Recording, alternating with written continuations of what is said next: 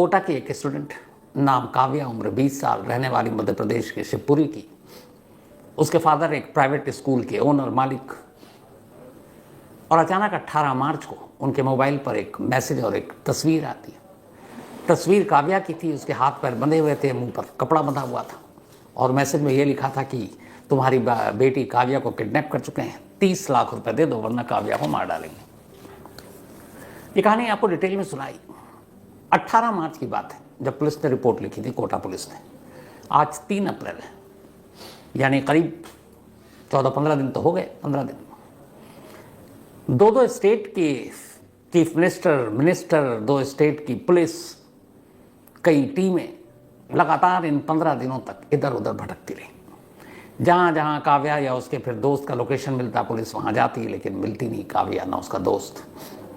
लेकिन लंबी कोशिश के बाद आखिरकार कल शाम करीब 6 बजे काव्या इंदौर में मिल गई। इंदौर में भी नहीं, इंदौर से करीब 15 किलोमीटर दूर एक मोहल्ले में। जब काव्या तक पुलिस पहुंची तो काव्या के साथ उसका एक दोस्त था जिसका नाम हर्षित है। और उसे जब थाने लेकर आई तो इन दोनों ने ऐसे अपनी कहानी पेश की कि जैसे मालूम ही नहीं कि पुलिस उन्हें क्यों लेकर आई है। पुलिस ने कहा कि तुम्हारी किडनैपिंग हो चुकी है, गायब हो। तो पहले तो उन्होंने कहा नहीं, हम तो वो है ही नहीं। इन्होंने अपना झूठा नाम भी बताया। लेकिन फिर जब पुलिस ने सीसीटीवी फुटेज और तमाम तस्वीरें दिखाई तो उनके पास कोई रास्ता नहीं था। और पहले हर्षित टूटा, फिर उसने एक कहानी सुनाई और उसके बाद सारी कहानी सामने आई। तो मैंने आपसे कहा था कि जब असली कहानी सामने आएगी तो मैं पूरी डिटेल में आपको बताऊंगा। और इत्तेफाक से आज दो स्टेट की पुलिस के थ्रू, एक इंदौर पुलिस और दूसरी कोटा पुलिस, इनके जरिए काव्या की खुद की किडनैपिंग की ये पूरी कहानी सामने आई है। और यकीन मानिए ये कहानी पूरी फिल्मी है। कोटा में बहुत सारे बच्चों ने खुदकुशी की, लगातार कर रहे हैं। पिछले हफ्ते भी खबर आई और इसकी कहानी भी आपको डिटेल में सुनाई है। और ये भी बताई कि इन बच्चों की खुदकुशी की वजह क्या है। उनके ऊपर प्रेशर माँ बाप का, सोसाइटी का, दोस्तों का और एक कामयाबी का। तो कोटा एक ऐसी फैक्ट्री जहाँ से डॉक्टर और इंजीनियर सबसे ज़्यादा उगले जाते हैं। और कहीं ना कहीं काव्या की कहानी इसी कोटा से जुड़ी है। लेकिन अजीब कहानी है, क्योंकि वो इस कोटा से जुड़ी भी है, लेकिन वो कोटा की स्टूडेंट भी नहीं है, पर स्टूडेंट है भी। उसने कोटा से कोचिंग भी ली और नहीं भी ली। कोटा के एक इंस्टीट्यूट में उसने रजिस्ट्रेशन भी कराया और नहीं भी कराया। कोटा में वो पढ़ी भी और नहीं भी पढ़ी। कोटा में रही भी और नहीं भी रही। अब ये सारी नहीं और हाँ, नहीं और हाँ, इस कहानी की पूरी जो जड़ में है, वो यहाँ पर एक चीज़ तो कॉमन है काव्या के साथ। और वो ये है कि काव्या के घर वाले, खासतौर पर उसके पिता, ये चाहते थे कि काव्या एक डॉक्टर बने। उनका अपना प्राइवेट स्कूल था, पैसे ठीक ठाक थे। तो उन्होंने 10वीं के बाद से ही काव्या के दिमाग में ये बात डालनी शुरू कर दी कि तुम्हें डॉक्टर बनना है। अब डॉक्टर बनने का तरीका क्या है? नीट का एग्ज़ाम क्वालिफाई कीजिए ताकि देश के अलग अलग मेडिकल कॉलेज में आपकी रैंकिंग के हिसाब से आपको दाखिला मिले। तो काव्या के दिमाग में ये बात 10वीं के बाद से ही लगातार उसके घर वाले डालते आए। अब 12वीं का एग्ज़ाम क्लियर किया काव्या ने। उसके बाद अब काव्या को कहा गया, भाई डॉक्टर बनना है तुम्हें, तो नीट की तैयारी के लिए चलो कोटा चलते हैं। लास्ट ईयर अगस्त में, 3 अगस्त को आखिरकार काव्या की माँ उसको लेकर कोटा पहुंचती है। और यहीं से, इस 3 अगस्त से 1 हफ्ता पहले से ये पूरी फिल्मी कहानी शुरू होती है। घर में तैयारी चल रही है, काव्या को कोटा जाना है। काव्या के जो माँ बाप हैं उन्हें इतना कुछ जानकारी नहीं कि जो नीट की तैयारी होती, प्रिपरेशन होती है, इसके जो इंस्टीट्यूट हैं, उन्हें पता है यहाँ फीस दो दाखिला हो जाता है, लेकिन कोई अच्छा इंस्टीट्यूट किस में पढ़ना है, किसका रिजल्ट अच्छा है, ये काव्या पर छोड़ दिया। अब काव्या ने कहा ठीक है। काव्या ने एक नोएडा की एक कंपनी, इंस्टीट्यूशन का एक ब्रांच था, उसके थ्रू कुछ फ़ोन पे बातचीत की और उसके बाद अपने पेरेंट्स को बताया कि एक इंस्टीट्यूट है कोटा में जहाँ उसका दाखिला मिल गया, इतनी फीस होगी। घर वाले खुश कि चलो तैयारी करना है। अब 3 अगस्त को काव्या अपनी माँ के साथ कोटा पहुँच जाती है। कोटा पहुँचने के बाद वो एक इंस्टीट्यूट में अपनी माँ को ले जाती है। अब सब कुछ यहाँ से 1 हफ्ते पहले से ही पूरी फिल्मी स्क्रिप्ट शुरू हो चुकी है।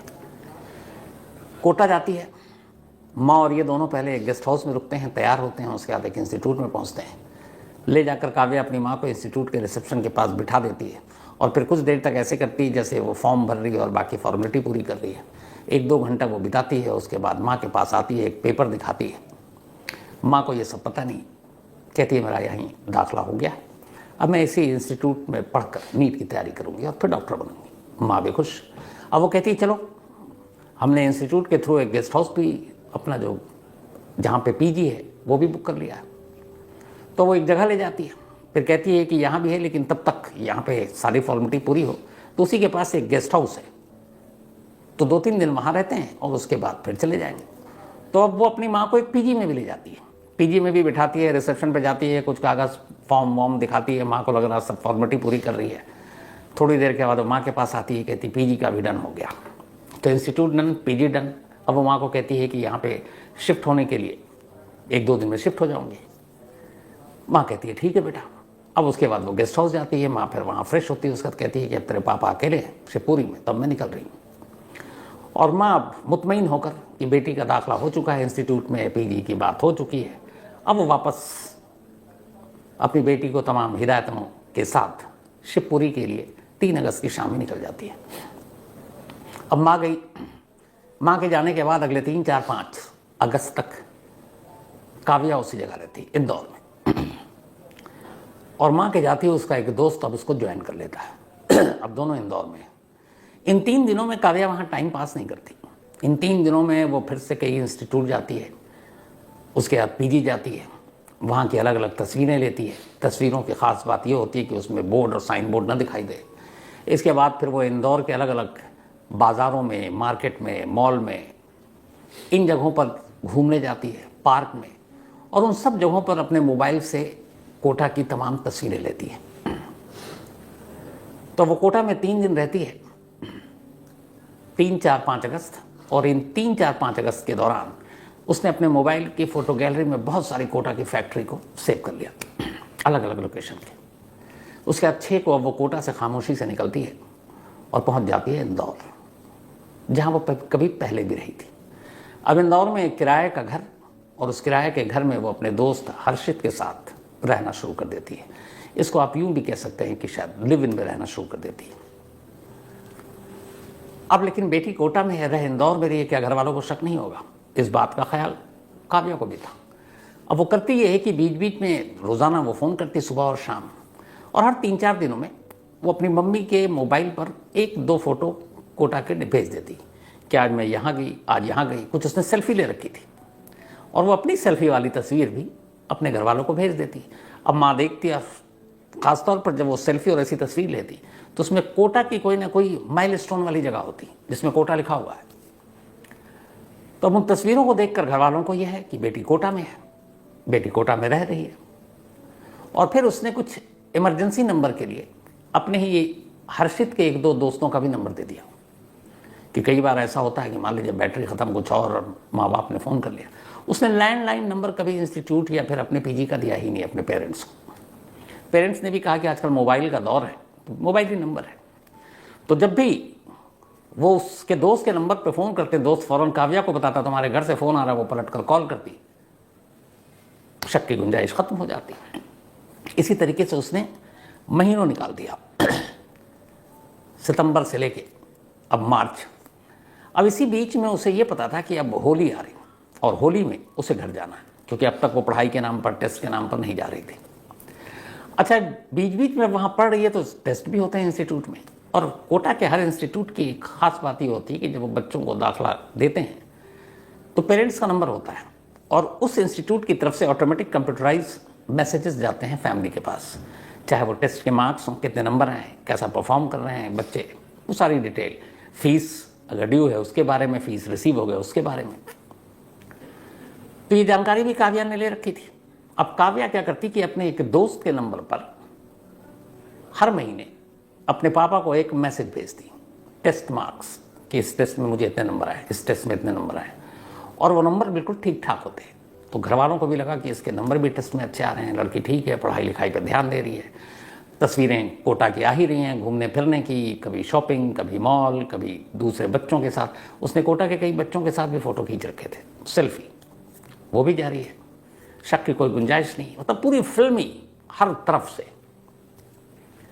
इसके बाद 18 मार्च को अब मैसेज आता है, और 18 मार्च को जब मैसेज आता है तो उसमें तस्वीर कि हमने किडनैप कर लिया है, माँ बाप बदहवास, फ़ौरन कोटा पुलिस को खबर करते हैं। ज्योतिरादित्य सिंधिया को पहले खबर करते हैं, वो राजस्थान के सीएम से बात करते हैं। उसके बाद माँ बाप भागे भागे कोटा पहुँचते हैं, एसपी से मिलते हैं, एसएसपी से मिलते हैं। अब जब वो इंस्टीट्यूट और पीजी पहुँचते हैं, जो उसने बताया, जो उसकी माँ ने देखा, विटनेस थी, वो मना कर देते हैं कि हमारे यहाँ तो ये कभी पढ़ी ही नहीं है। तो पहली बार कोटा पुलिस को अजीब लगता है। इसके बाद कोटा पुलिस अब तफ्तीश करती है, तो फिर पिता बताते हैं कि अभी कल तो ही आपने इंस्टीट्यूट वाले से कहते हैं कि आपने मेरी बेटी के टेस्ट के मार्क्स भेजे हैं, ये रहा मैसेज। अब जब वो मैसेज देखते हैं इंस्टीट्यूट वाले, तो कहते हैं कि भैया हम तो इस नंबर से कभी कोई मैसेज भेजते ही नहीं है, पर्सनल नंबर से। हमारा कंप्यूटराइज नंबर होता है जिसमें इंस्टीट्यूट के अल्फ़ाबेटिक नंबर आते हैं और बाकी टेस्ट का एक फाइनल स्कोर भेजते हैं। अब जब पुलिस ने वो नंबर देखा और टेस्ट मैसेज इंस्टीट्यूट की तरफ से, तो पुलिस ने उस नंबर के कॉल डिटेल रिकॉर्ड निकाले, उसका लोकेशन ट्रेस किया, तो पता चला कि ये मैसेज जो टेस्ट के मार्क्स थे, ये तो इंदौर से भेजे गए। इंस्टीट्यूट कोटा में, टेस्ट के नंबर इंदौर से भेजे जा रहे हैं। पुलिस को वहीं गड़बड़ झाला लग गया। इसके बाद खैर तफ्तीश हुई, तो एक दो लड़कों को इंदौर से उठाया गया। तो उसी वक्त पता चल गया था कि काव्या ने खुद अपनी किडनैपिंग अपने आप कराई है और 30 लाख रुपए की मांग की। उसके बाद साथ में कहानी आई कि 30 लाख रुपए उसने इसलिए चाहिए थे कि वो विदेश पढ़ने के लिए जाना चाहती थी। शायद विदेश जहाँ मेडिकल की पढ़ाई वहाँ पे सस्ता है और नीट जैसे टफ एग्ज़ाम को क्रैक करने की ज़रूरत नहीं है, आप वहाँ जाइए और आराम से आप डॉक्टर बन सकते हैं। तो ये कहानी पुलिस ने खोल दी, लेकिन अब असली कहानी के किरदार गायब है, यानी हर्षित और काव्या। तो अब जब दोनों हाथ लगे, तो फिर इन दोनों ने अपनी पूरी जो कहानी सुनाई। अब उस कहानी पर आते हैं। इंदौर में जब ये तस्वीर थी, ये तस्वीर तो 10 दिन पहले इन लोगों ने अपनी किडनैपिंग की खींच ली थी, एक गेस्ट हाउस के ही किचन में, जिसमें काव्या के हाथ पैर बंधे हुए, यही वो तस्वीर। और ये उसके अपने दोस्तों ने तस्वीर खींची, हर्षित ने। तस्वीर खींचने के बाद ये अपने पास इन्होंने रखे हुए थे, पेरेंट्स को नहीं भेजा। फिर जहाँ पे ये तस्वीर खींची उस जगह को खाली किया। फिर ये कोटा आ गए। 17 मार्च को काव्या कोटा में थी और 17 मार्च को कोटा में रहने के बाद फिर ये वापस पहुंचे जयपुर। जयपुर में 18 मार्च को थे और 18 मार्च को ही ये वीडियो पेरेंट्स को भेज दिया गया। कोटा इसलिए गए थे ताकि इस्टेब्लिश कर सके कि वो उस दिन कोटा में थे। फिर ये जयपुर पहुंचे, जयपुर से इंदौर। लेकिन तब तक खबर आ गई, मीडिया में खबर आ गई, ये तस्वीर वायरल हो गया, एक लड़की की किडनैप, वो भी कोटा की। कोटा की खबरें वैसे ही डराती हैं। अब पहली बार था कि एक स्टूडेंट किडनैप हो गई है। तब इन तस्वीरों को देखकर काव्या और उसका दोस्त हर्षित दोनों घबरा गए। उन्होंने कहा कि इंदौर के कुछ ठिकानों के बारे में काव्या के पिता को भी जानकारी थी, क्योंकि काव्या पहले इंदौर में पढ़ चुकी थी इसी नीट की तैयारी के लिए। लेकिन फिर वो वापस उसको वहाँ से हटाया गया था और कोटा भेजा गया था, और उसकी वजह थी यही हर्षित, क्योंकि तब भी काव्या के पेरेंट्स को हर्षित और काव्या के बारे में पता चल चुका था। तो उन्होंने हर्षित से दूर करने के लिए उसको इस बार कोटा भेज दिया। अब जब उन्हें पता चला कि ये मीडिया में खबर आ गई है, दोनों पैनिक हो गए। उसके बाद दोनों ने फौरन इंदौर छोड़ दिया। इंदौर छोड़ने के बाद दोनों ट्रेन से अलग अलग रूट से होते हुए सीधे अमृतसर पहुंचते हैं। अमृतसर जाने के बाद गोल्डन टेम्पल में जाते हैं और वहाँ अब दोनों गुरुद्वारे में ही रहते हैं। उन्हें पता था गुरुद्वारे में खाना पानी मिल जाता है, गुरुद्वारे में आसानी से रह सकते हैं, वहाँ पुलिस आती नहीं है, कोई पूछेगा नहीं, और सबसे बड़ी बात इतने पैसे नहीं कि ज़्यादा दिन सर्वाइव करें। तो वो अमृतसर में रहते, गुरुद्वारे में रहते, लेकिन धीरे धीरे बाकी पैसे भी खत्म हो रहे हैं, क्योंकि खाने पीने के अलावा भी और ज़रूरतें होती हैं। और इधर लगातार मीडिया में वो खबरें देख रही। तो जब पैसे खत्म होने लगे तो फिर दोनों ने तय किया कि अब वापस चलते हैं इंदौर, क्योंकि इंदौर में हर्षित का भी और काव्या के भी बहुत सारे दोस्त थे, वहाँ से फाइनेंशियली मदद मिल जाएगी। घर से पैसे मांग नहीं सकते थे क्योंकि काव्या तो खुद किडनैप है, तो अपने माँ बाप को फ़ोन कैसे करती। 2 दिन पहले यानी कि 1 अप्रैल को दोनों अब गोल्डन टेम्पल से वापस इंदौर पहुंचते हैं। लेकिन उन्हें पता था कि इंदौर के पुराने ठिकानों पर पुलिस जा चुकी है, उनके दोस्तों से पता चल चुका था, 2 दोस्तों को पुलिस उठा चुकी है, तो वहाँ नहीं जाते, बल्कि इंदौर से 15 किलोमीटर दूर इंदौर के आउटस्कर्ट में एक मोहल्ले में जो गुमनाम जैसा है, वहाँ सस्ते में घर भी मिल जाएगा, वहाँ काव्या की एक दोस्त रहती थी। ये वहाँ पहुँचते हैं। काव्या अपनी दोस्त से कुछ पैसे लेती है और फिर उसका मोबाइल मांगती है, और उस मोबाइल से काव्या अपने घर अपने फादर को एक मैसेज करती है। पहली बार 15 दिन में वो मैसेज करती है, और मैसेज ये करती है कि पैसे है नहीं और ये सब कुछ हो गया और अब मैं शायद सुसाइड कर लूँ, मैं अपनी जान दे दूंगी। जैसे ही ये मैसेज फादर ने पढ़ा, अब यहाँ पे कोटा पुलिस ने भी अपील की थी कि भाई लौट आओ, कुछ ऐसा वैसा मत करना, तो उन्होंने फ़ौरन कोटा पुलिस को इन्फॉर्म किया। कोटा पुलिस ने फ़ौरन इंदौर पुलिस को इन्फॉर्म किया, क्योंकि वो नंबर इंदौर का था। अब इसमें इंदौर क्राइम ब्रांच की टीम इन्वॉल्व हुई। जिस नंबर से मैसेज भेजा गया था, जो काव्या की दोस्त इंदौर में थी, उस नंबर का जब लोकेशन ट्रेस किया गया तो वो लोकेशन यही इंदौर से 15 किलोमीटर दूर उस मोहल्ले का निकला। फौरन पुलिस की टीम उस मोहल्ले में पहुंची, उस घर तक पहुंची और इत्तेफाक से उस घर में काव्या उन्हें मिल गई। जैसे ही काव्या मिली तो हर्षित भी मिल गया। इसके बाद दोनों को लेकर वो थाने आए। करीब शाम 6 बजे की बात है ये कल। उसके बाद कोटा पुलिस को खबर दी गई। कोटा पुलिस की एक टीम सुबह 4 बजे ही इंदौर पहुंच चुकी थी। 4 बजे अब काव्या और हर्षित को लेकर कोटा की पुलिस वापस उससे कोटा पहुंची आज सुबह ही दिन में, और अब उससे पूरी पूछताछ हो रही है। आगे की कानूनी कार्रवाई होगी, इसलिए होगी क्योंकि एक झूठी किडनैपिंग की वजह से दो स्टेट की पुलिस, कई टीमें पिछले 15 दिनों से इधर उधर भटक रही हैं। पुलिस का वक्त, पुलिस की मिशनरी, पुलिस की ताकत, पुलिस की बाकी चीज़ों का एक तरह से वक्त बर्बाद हुआ, और आईपीसी के तहत ये क्राइम भी है। तब इन दोनों को गिरफ्तार किया गया। तो पूछा गया जो आखिरी चीज कि आखिर तुमने अपनी किडनैपिंग की कहानी क्यों रची? मतलब तुम्हें पैसे चाहिए थे तो तुम घर वालों से मांग सकती थी, या कुछ और तरीके भी हो सकते थे पैसे तुमको लेने के अपने घर वालों से। तब काव्या ने एक खुलासा किया। उसने कहा कि कुछ वक्त पहले ही उसके फादर ने एक ज़मीन बेची थी शिवपुरी में, और उस ज़मीन को बेचने के बाद उनके पास अच्छे खासे पैसे आए थे, और इन पैसों की जानकारी काव्या को थी। तो ये पहली चीज़ हुई। दूसरी चीज़, उसे अपने बारे में खुद से पता था कि जिस सपने को उसके घर वालों ने पाल रखा है कि उनकी बेटी डॉक्टर बनेगी, नीट का एग्ज़ाम क्वालिफाई करेगी, काव्या को यह एहसास हो चुका था कि वो नीट का एग्ज़ाम क्वालिफाई नहीं कर सकती, वो इसको क्रैक कर ही नहीं सकती। उसने कुछ बच्चों से वहाँ जब 3 दिन रही तो उसने ये भी बातचीत की, देखा, पता भी किया, और उसे अपनी एक तरह से काबिलियत पर भी मालूम था। उसको पढ़ाई लिखाई पे इतना फोकस और ध्यान भी नहीं था उसका। तो उसे लगा कि यहाँ लाखों बच्चे बैठते हैं और कुछ हज़ार का सिलेक्शन होता है, उसमें मैं कहाँ। तो उसे मालूम था कि वो नीट का एग्ज़ाम क्लियर नहीं कर पाएगी, और जब नहीं करेगी तो फिर घर वालों को बुरा लगेगा। तो इसीलिए उसने एक साथ 2 काम करने का फैसला किया। उसने कहा एक तो किडनैपिंग करा लें तो उससे बहाना मिल जाएगा कि किडनैप हो गई, काफ़ी दिन तक इधर उधर, फिर मानसिक तनाव, दबाव, और उस वजह से नीट का एग्ज़ाम कामयाब नहीं हो पाया। कोई बात नहीं, बच्ची है, जान बच गई, चंगुल से निकल कर आ गई, तो हमदर्दी हो जाएगी।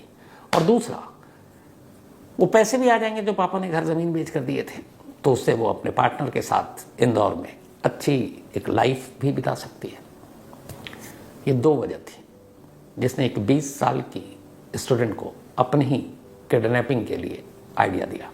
हालांकि स्टूडेंट पे अब यहाँ कहना सही है कि नहीं मालूम नहीं, इसलिए कि वो कोटा में कभी उसने दाखिला लिया नहीं, कोटा में कभी पढ़ी नहीं, नीट की कभी तैयारी की नहीं। तो कोटा की स्टूडेंट किसी इंस्टीट्यूट की कहना भी गलत है। लेकिन इस कहानी में चाहे जो भी हो, एक नसीहत है। वो नसीहत ये है जो शुरुआत में आपसे कहा था। कोटा से बहुत सारी अफसोसनाक जो बच्चों की मौत की खबरें आती हैं, उसके बारे में बहुत सारे लोगों ने रिसर्च किया, बहुत सारे कहानियां अलग अलग आई, जिनसे पता चलता है कि जबरन किसी के ऊपर अपने सपने को थोपना नहीं चाहिए। और बहुत बार ऐसा होता है कि माँ बाप जो खुद नहीं कर पाए, वो चाहते हैं कि वो उनका बच्चा करे। अगर माँ बाप डॉक्टर नहीं बन पाए तो चाहते हैं कि उनके सपने को उनका बच्चा पूरा करके दिखाए। माँ बाप अच्छे बिजनेसमैन नहीं बन पाते हैं तो बच्चों से उम्मीद करते हैं। ये सरासर गलत है। हर एक बच्चे की अपनी एक काबिलियत है, अपनी एक खासियत है, अपनी एक कमज़ोरी है, अपनी एक ताकत है, और अपनी एक सोच है। तो उसको उसी सोच के साथ उस पर छोड़ना चाहिए। माँ बाप का सिर्फ काम इतना है कि वो उसको गाइड करें, सही रास्ता दिखाएं।